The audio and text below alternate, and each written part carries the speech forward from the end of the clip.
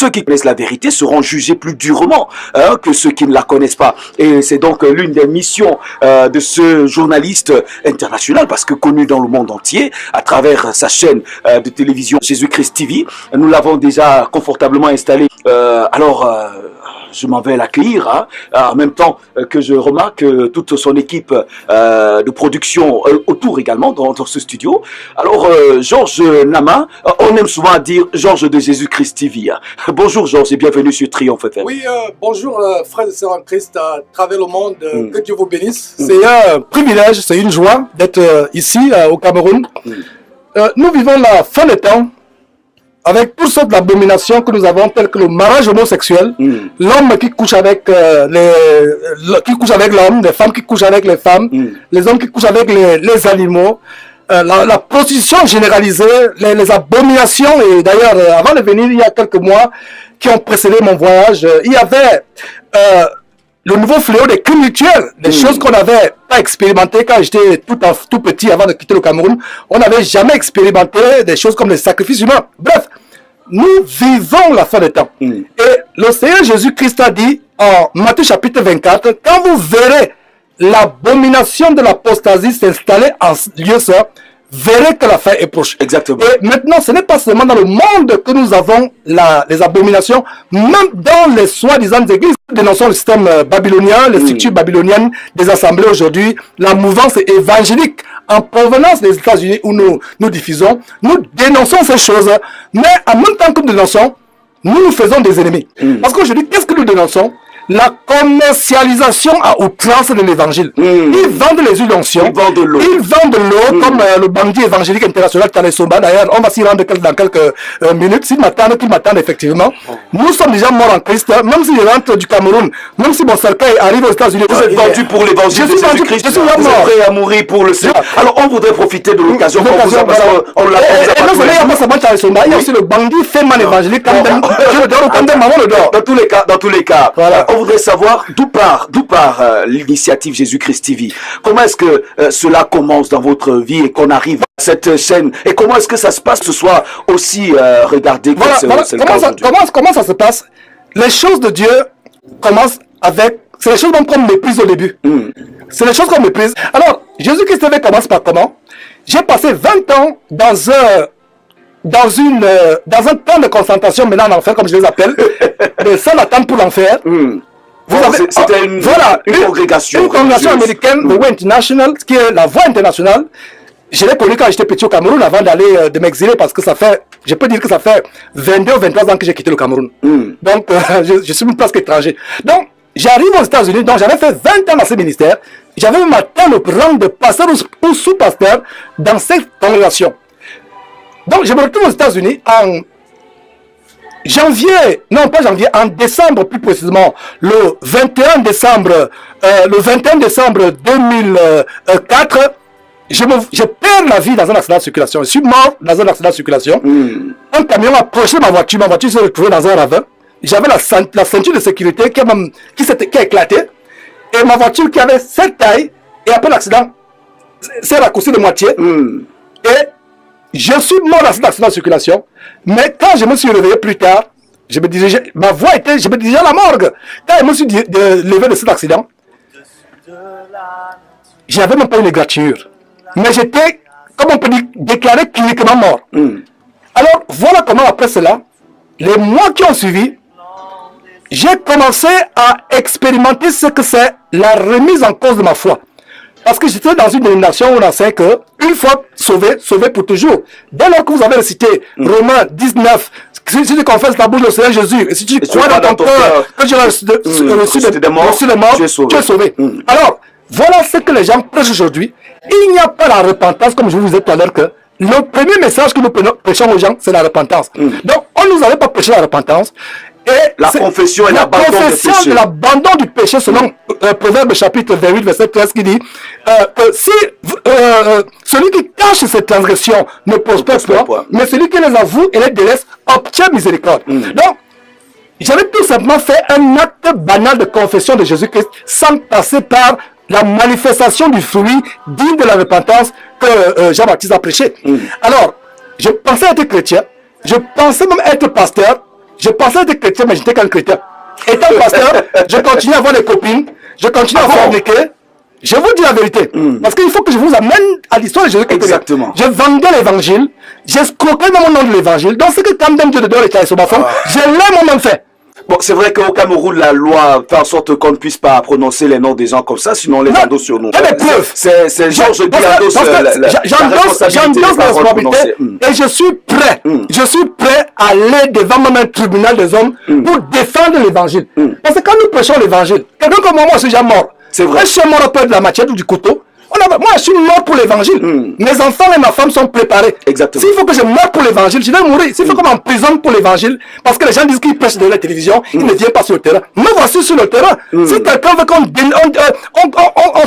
confond les Écritures, on se confond sur la base des Écritures, on va le faire. D'accord. Alors on était au niveau de pasteur qui n'était pas pasteur réellement, mais qui faisait des choses qui ne correspondaient pas à la parole de Dieu. la parole de Jésus, qu'est-ce qu'il dit? Parce que Jésus dit, à ce temps-là, au jour du jugement, les gens diront, Seigneur, n'avons-nous pas prophétisé à ton nom? N'avons-nous pas chassé les démons à ton nom? N'avons-nous pas fait un miracle à ton nom? Jésus leur dira, retirez-vous de moi, je ne vous ai jamais connu, vous qui commettez le péché. Et je vais vous dire une chose, quand Dieu donne un don, il ne se répand pas. J'avais les dons tels que le don de guérison, j'ai même ressuscité. Le frère m'a connu en disant que ce n'est pas toi, c'est Dieu, mais je lui ai dit qu'en fait, je m'étais même glorifié, donc j'ai pris la gloire de Dieu. Et vous vous êtes repenti. Je me suis repenti plus tard. En fait, je faisais les choses pensant que je servais Dieu, mais je ne servais pas Dieu. Tu ne peux pas servir Dieu. La Bible dit, si quelqu'un prononce le nom de Jésus-Christ, qu'il renonce à l'iniquité. Je continue à mentir, à voler, même dans ma profession d'avocat. Je faisais des choses terribles. Que vous êtes avocat de profession. Je suis avocat de formation. Bon, il est difficile de faire ce travail que je fais avec, il y a un peu l'incompatibilité avec la vérité. Voilà, prêcher la parole de Dieu. Voilà, et être avocat, il y a un peu une incompatibilité. Donc, je reviens et pensant être pasteur, pensant être chrétien, mais en réalité, j'étais qu'un chrétien, j'ai commencé à avoir une remise en cause après cet accident. Parce que c'est ce que j'ai expérimenté le jour de cet accident où j'ai perdu la vie. Ce n'est pas chez Dieu que je me dirigeais. J'étais conscient que là où j'allais, ce n'était pas chez Dieu. Non, entre le temps où votre voiture est perdue et que vous êtes mort et le temps où vous revenez sur le chemin de la mort, j'ai expérimenté quelque chose dans l'esprit. Qui serait même difficile d'expliquer. Voilà. Et c'est là où vous vous êtes rendu compte que je me suis rendu compte que c'est comme enseigner pendant 20 ans où moi j'enseignais qu'une fois sauvé, sauvé pour toujours. Vous pouvez continuer à prier. D'ailleurs, il y a des Coréens qui sont au Cameroun ici, quelque part, on m'a parlé des Coréens qui sont ici, qui enseignent des choses aux gens. Ils font des séminaires pour attirer les gens. Ils sont tellement discrets. Ils sont même plus dangereux, ces Coréens-là. Je ne sais pas si quelqu'un a été en contact avec eux. On les connaît, on sait où ils sont. Où est le lieu? Parce que j'aimerais me rendre là-bas. On en parlera en off. Voilà, en off. Vous qui suivez ces Coréens-là, fuyez pour votre vie. Voilà des gens que Satan utilise pour vous entraîner en enfer. Ils vous disent que le pardon de péché n'existe plus. Donc, il n'est presque même plus la repentance. Ils disent que vous faites même commettre le péché, c'est normal. Que tout ce qui arrive, c'est pour un but. En fait, ils prêchent les doctrines des démons qu'on appelle la prédétermination. Bref, c'est les bandits, ces Coréens-là, sont des ennemis publics numéro 1 de l'évangile de Jésus-Christ au Cameroun. Je suis content de le dire sur l'antenne. Et donc, voilà comment j'ai commencé à me remettre en cause. J'avais des diplômes académiques, des diplômes théologiques. J'ai eu des certificats théologiques. J'ai fait des bonnes formations théologiques académiques. Et le Seigneur a mis dans mon cœur que dans tout l'évangile, dans tout le Nouveau Testament, aucun homme de Dieu n'est devenu homme de Dieu en allant faire les formations théologiques. Donc je me suis débarrassé de ces choses. J'ai recommencé à lire la Bible à zéro et en me fondant sur la promesse de Dieu dans Jean chapitre 14, verset 26 qui dit « Le Saint-Esprit lui-même vous conduira en toute la vérité. » Et j'ai recommencé à lire la Bible à zéro. C'est ainsi que mes yeux ont commencé à s'ouvrir sur des choses aussi élémentaires que Matthieu chapitre 10, verset 8, vous avez reçu gratuitement, donné gratuitement. Proverbe chapitre 23, verset 23, acquiert la vérité et ne la vend pas. Donc je me suis rendu compte que nous qui vendons les cours au ministère de la Voix, moi j'avais vendu, j'ai vendu des livres. Ce n'était pas la volonté de Dieu. Maintenant, pour un frère qui veut écrire un livre, mais les actes de l'Assemblée peuvent contribuer délibérément et volontairement sans qu'on mette pression sur eux pour que le livre soit publié. Et même aujourd'hui avec Internet, mettez un lien, il y a des sites internet là qui sont populaires. Venez même sur Jésus-Christ TV, si le livre remplit les critères bibliques fondés sur la parole de Dieu, nous allons mettre le lien. En quelques heures, vous allez voir des milliers de gens vont partager. Justement. En une semaine, 100 000 personnes vont commencer à lire votre livre. Parlons de ce Jésus-Christ TV. Voilà. Donc, comment est-ce qu'on y arrive finalement? Comment on s'y arrive? Le Seigneur Jésus met dans mon cœur de commencer à dénoncer les faux pasteurs à travers YouTube. Donc en juin 2011, j'ai créé la chaîne YouTube Jésus-Christ TV. On a commencé à prêcher des choses tellement dures, dénoncer les faux pasteurs. Et la première vidéo de dénonciation, c'est pasteur, voleur, bandit, escroc. Et ce jour-là, il y a une manifestation surnaturelle qui se produit. C'est important que je vous dise cela. Cela. Pendant que nous sommes en train d'enregistrer l'une des premières vidéos d'énonciation, oui. Cette année-là, en 2011, on a eu une sécheresse aux États-Unis. Non, pas aux États-Unis, au Texas. Une sécheresse terrible. Il n'y avait pas de pluie. Pendant que j'étais en train de dénoncer, et voilà ce que j'étais en train de dire, que si Jésus qui se révèle aujourd'hui, ce n'est pas le fouet qui va prendre pour chasser les gens de leurs temples de commerce, de leurs églises supermarchés, de leurs églises Maïma, de leurs églises Casino, de leurs églises Santa Lucia. Ce n'est pas le fouet qui ferait. C'est plutôt une bombe qu'il utiliserait pour les chasser. Quand il dit comme cela, le tonnerre a explosé en plein soleil dehors. Boum! C'était incroyable. Même celui qui filmait moi, on s'est arrêté tremblant de peur. En pleine saison sèche. On avait peut-être fait un an sans pluie au Texas. Voilà comment donc, après, le Seigneur a mis dans mon cœur que fait une plateforme où l'évangile doit être prêché avec, dans sa simplicité, avec la Bible. Soit en passant, le Seigneur m'a mis à cœur de me débarrasser même des livres que j'avais achetés, que j'ai à l'époque, etc. Où vous étiez dans l'erreur et maintenant, la non-pratique de la parole de Dieu. Et la première émission qu'on fait en direct, je compare cela aux Américains qui vont sur la Lune. Enfin, apparemment, ils sont en réalité, Jésus-Christ TV commence par des émissions enregistrées. Enregistrées sur Internet. Voilà. La télé YouTube. Nous allons en émission sur la Web TV. Pour moi, c'était comme amener une navette sur... Donc, on a fait 2 à 3 mois en train de faire des recherches, en train de nous rapprocher des télécommunicateurs américains, de savoir comment ça se passe pour avoir soit une radio, comme celle que vous avez ici, soit une télévision. Comment ça se passe? On a fait des recherches. Il a fallu que moi, je me mette dans les formations, que sur des séminaires, des webinaires, des stages, etc. D'être formé. Et c'est ainsi qu'on a diffusé le direct. Donc, en fait, le message, c'est ramener les gens à la simplicité de l'évangile. Nous nous sommes éloignés de l'évangile de Jésus-Christ. L'évangile de Jésus-Christ est tellement simple. Voilà, les pasteurs aujourd'hui, ils vont prendre les bagues, ils invoquent les Mami Wata et ils viennent imposer les mots aux gens. Les gens commencent à trembler comme les serpents, à aboyer comme les chiens, hurler comme les ouang-outans. C'est les esprits de Mami Wata, les esprits de Bac. On a dénoncé ces choses. Alors, quelle est l'appréciation que vous avez aujourd'hui de cette chaîne de télévision qui, comme on l'apprend aujourd'hui, a été créée en 2011 et qui a commencé à émettre en direct en 2013? Quelle est l'appréciation que vous avez de l'impact de cette chaîne de télévision? Je suis moi-même surpris comment Dieu lui-même a soufflé sur cette chaîne pour la répandre. Et quel plaisir de savoir qu'il y a des pays où... Regardez un pays comme en Iran. Et parce que j'espère que vous avez les logiciels qui vous permettent de suivre en temps réel ceux qui vous écoutent. Vous pouvez voir qui vous écoute, quel pays, etc. Bon, il y a aussi Google Analytics qui est tellement performant. Je ne sais pas si vous êtes conscient, vous êtes informé de Google Analytics. Vous pouvez le connecter à vos logiciels, vous donne en temps réel dans quel quartier même on vous suit de Yaoundé. C'est tellement performant jusqu'à vous montrer même quel appareil, quel type d'appareil la personne vous capte, donc c'est tellement performant. Donc, voir que quelqu'un vous suit depuis l'Iran, les pays aussi fermés comme cela, c'est une très très grande joie. C'est une très très grande joie. Donc, Dieu lui-même a élevé cette trompette pour la vérité. Et quel plaisir quand Africa numéro 1, il y a quelques jours, mais avoir une mail, nous aimons que tu passes en direct. J'ai dit, Seigneur, on ne peut pas cacher la lumière. Même les gens, et c'était le débat sur justement la commercialisation de l'évangile.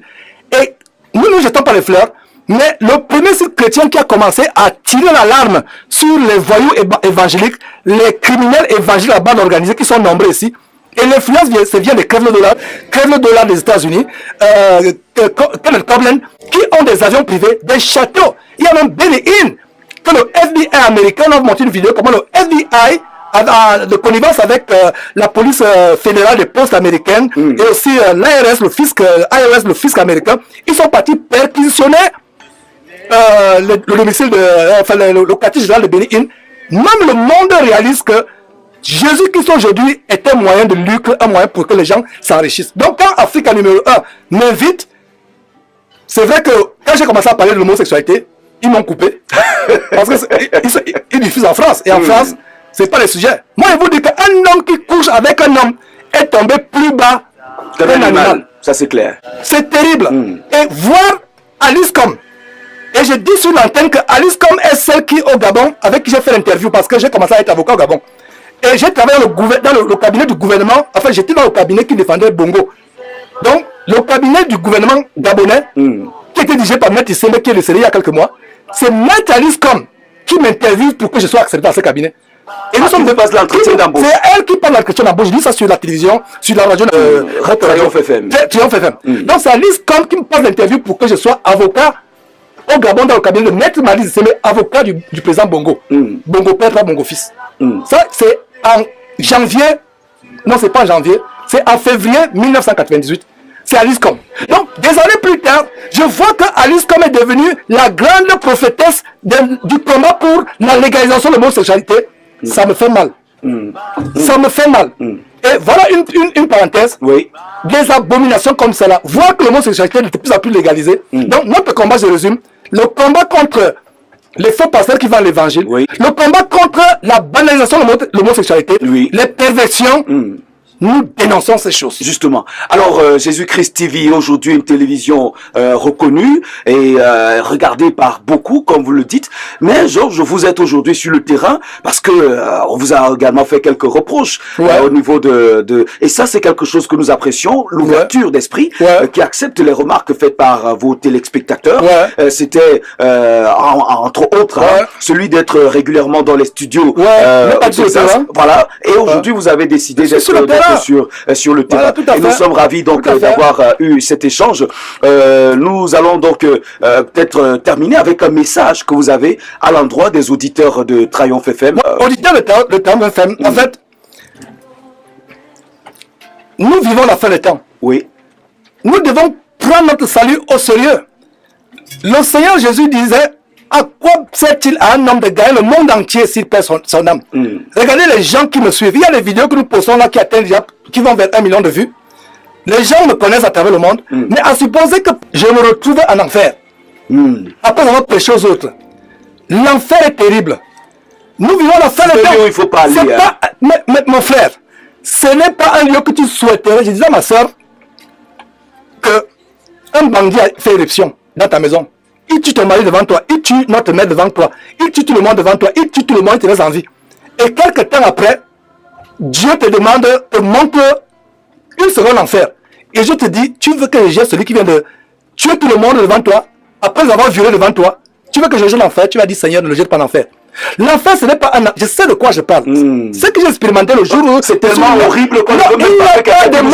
Quand les gens blaguent, quelqu'un t'a fait du mal, tu ne souhaiterais pas qu'il soit en enfer. Et malheureusement, beaucoup, la grâce que Dieu m'a faite, mes frères, c'est avec l'arme que je vous dis, je sais, vous parlez à quelqu'un qui est mort, vous ne m'aurez pas connu, je serais mort enterré quelque part, ou peut-être on aurait brûlé mon corps quelque part aux États-Unis, il y a 10 ans de cela. Aujourd'hui, c'est quelqu'un qui, je rends grâce à Dieu, et ça explique aussi mon zèle. C'est vrai. Et les gens disent que, mais quel courage ce gars-là, si vous dites que je suis courageux, vous ne mettez pas de gants. Je ne mets pas de gants, ce n'est pas moi. Quelqu'un qui est déjà mort. Enfin, tu me rends service, tu vas faire de moi martyr. Tu vas faire de moi martyr. Et tu ne peux pas... Quelqu'un qui est mort n'a pas peur. Il y a ma maman qui me dit vraiment, ce n'est pas les espoirs qu'on avait pour toi. On pensait que tu devais continuer à être la vache de lait que tu as été pour quelqu'un. C'est votre maman qui vous dit ça. Pas ma mère. On a sans sacrifié pour toi. On pensait que tu devais continuer à être la vache au lait. On était content d'avoir un avocat aux États-Unis, américain, en passant issu de la société américaine, je suis étranger ici au Cameroun, légalement. Et ça m'a fait un peu mal que je paye plus de 1000 $ pour le visa. C'est ton choix. Ça m'a fait un peu mal. C'est mon choix, bon. Bon, c'est vrai, j'ai choisi, mais quand même, payer le visa aussi, là où je suis né. Pour revenir à la question du frère, du bien-aimé frère, je vous assure que prenons notre salut sérieux. Même si vous avez de l'affection pour un prédicateur, même si ce qu'il enseigne est vrai, examinez toujours ce qu'il dit est vrai. Même Jésus-Christ TV. Je dis souvent, Jean-Frère, ce n'est pas parce que vous trouvez Georges sympathique ou parce que vous dites qu'il est passionné que vous allez accepter tout ce que Georges dit. Exactement. Moi, je dis souvent, avant de dire Amen à une émission de Jésus-Christ TV, vérifiez si ce que j'ai dit est vrai. Et l'attitude béréenne. Béréenne, Actes chapitre 21, verset 17, ils examinaient comment chaque jour les Écritures. Mais il y a les chrétiens aujourd'hui, ils lisent la Bible peut-être en passant. Alors que Jésus a dit, l'homme ne vivra pas de pain seulement, mais l'homme vivra aussi de toute parole qui sont dans la bouche de Dieu. Donc, vous qui me suivez, si vous n'avez pas, vous passez une journée sans lire votre Bible, passez aussi une journée sans manger le bobala ou bien je ne sais pas quoi. Le poisson brisé. Le poisson brisé ou le... Hein? Donc, passez une journée.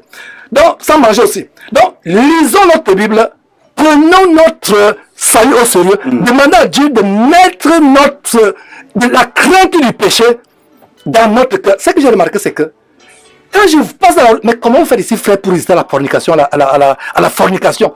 Les femmes s'habillent, les fesses sont derrière, dehors, les mini-jupes. Et j'ai dit aux gens, aux États-Unis, les femmes aux États-Unis ne s'habillent pas comme ça dans la rue. Elles s'habillent comme ça pour faire les clips à la télévision. Ah bon? Oui! Je le dis sur l'antenne. Donc, maintenant, nous les Camerounais ici, ou vous les Camerounais, vous prenez maintenant ce qu'il y a à la télévision pour mettre ça dans la rue. Même aux États-Unis, on s'habille pas comme ça dans la rue. Il y a des quartiers, je ne veux pas exagérer. Oui. Parce qu'il y a des gens qui sont installés, qui vont dire, ben, je mens. Il y a des quartiers de mauvaise vie. Mais je veux dire que les quartiers normaux, habituels, tu ne vas pas voir les gens s'habiller, ce que j'ai vu ici. Où les femmes, les fesses sont derrière, les gens que les Africains ont derrière imposant. Tu mets aussi un petit truc là, mais comment l'homme ne va pas pécher? Parce que Jésus-Christ a dit que si tu regardes seulement, une femme et tu la convoites dans ton cœur, tu as déjà commis l'adultère avec elle. Donc, mes sœurs, vous qui m'écoutez, avec vos faux cheveux qui viennent de l'Inde, qu'on a sacrifié au démon, avec les ongles que vous mettez, qui 10 cm, les cils maintenant, qui font ressembler les démons. Parce que la Bible nous dit que la femme doit revêtir de la sainteté. Quand on voit une femme, on doit voir une femme qui peut te rappeler Marie, mère. C'est vrai qu'on n'a pas vu cette femme en photo, mais tu peux, en lisant la Bible, voir comment Marie, mère de Jésus, pouvait être. Élisabeth pouvait être. Les femmes comme Sarah, mère d'Isaac, femme d'Abraham. Dans la modestie, la réserve. Aujourd'hui, les femmes s'habillent comme Beyoncé. Les chrétiennes veulent imiter Beyoncé, Rihanna, Lady Gaga et autres. Nous ne devons pas aimer le monde. 1 Jean chapitre 2 verset 15 à 16. N'aimez pas le monde, ni les choses qui sont dans le monde. Si quelqu'un aime le monde, l'amour de Christ n'est pas à lui. Parce que les choses du monde, la convoitise des yeux, la convoitise de la chair, l'orgueil de la vie ne viennent pas de Dieu, de Christ, mais vient du monde. Et le monde passe et ça convoitise aussi. Mais celui qui fait la volonté de Dieu, c'est celui-là qui demeurera éternellement jusqu'à la vie éternelle. Et Jacques chapitre 4 verset 4 dit, adultère que vous êtes, ne savez-vous pas que l'amour du monde est inimitié contre Dieu? Donc les chrétiens qui continuent à imiter les mauvaises choses qui viennent des États-Unis, le rap, il y a des chrétiens qui dansent le rap, qui vont en boîte de nuit. Un vrai chrétien ne va pas en boîte de nuit. Un vrai chrétien n'écoute pas la musique rap. Mon épouse et moi, nous étions tellement stupides il y a quelques jours, des chrétiens, des voitures, ils sont là, dans leur voiture, et chrétiens non chrétiens, ils suivent les musiques américaines, mais ils ne comprennent pas ce qu'on a à dire. Exactement. Oh, c'est tellement impurique. Il y a beaucoup de choses qui sont dédiées à Satan. À Satan, et c'est vraiment l'impurité. Donc, le message, c'est que, ayons la crainte de Dieu. Oui. Fuyons l'impudicité. Oui. Fuyons même le simple péché, le fait de jalouser même ton voisin qui a acheté une voiture, tu le jalouses, tu l'envies. Dans le chapitre 5, verset 19, nous montre les péchés qui nous conduisent à l'enfer. Et là, le péché, c'est aussi simple que, ou insignifiant, ou négligeable que l'envie. L'envie conduit à l'enfer. Donc, mes frères, voilà le message de la fin des temps. Le message de retourner à la sainteté de l'évangile. Oui. À Jésus-Christ. À Jésus-Christ. Fuir les choses du monde. Ça ne veut dire pas que tu ne dois plus avoir une belle chemise comme la belle chemise africaine que tu as. Voilà. La belle chemise que tu as, ça ne dit pas. Et tu descends où tu es là. Mais aujourd'hui, vouloir aimer le monde, vouloir avoir les rêves que j'avais, à savoir, j'avais un rêve de venir au Cameroun avec avion privé. Mais si venir au fond, j'étais au fond de l'avion. Parce que vous avez changé de vie. Vous avez devenu une autre personne. Et l'amour du monde n'est plus en l'intérieur de votre cœur. Vous désirez Jésus-Christ et le répandre partout. Voilà, effectivement. Merci beaucoup, Georges Nama, d'être passé dans le studio de Triumph FM. Je crois que c'est peut-être une collaboration qui va commencer de cette manière-ci. Et on verra dans quelle mesure avoir votre expérience également qu'on pourra partager régulièrement avec nos auditeurs. Une fois de plus, merci d'être venu. Ok, merci beaucoup. Donc que Dieu vous bénisse. Amen. Voilà, amen, amen. Merci, chers amis auditeurs, d'avoir écouté cette interview exclusive avec Georges Nama de Jésus-Christ TV qui nous a rendu visite. On vous le disait déjà dès les premières heures de cette matinée. Il y a eu beaucoup de partages, beaucoup d'échanges, et donc nous sommes ravis, nous sommes très contents de ces moments passés avec vous. Vous êtes sur Triumph FM, l'Aigle Leader.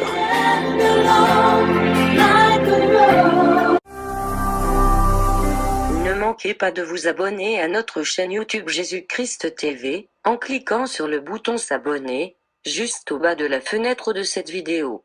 Ainsi, vous recevrez automatiquement nos nouvelles vidéos, et vous ne raterez aucune. Vous connaîtrez la vérité, et la vérité vous affranchira. Jean 8, 32.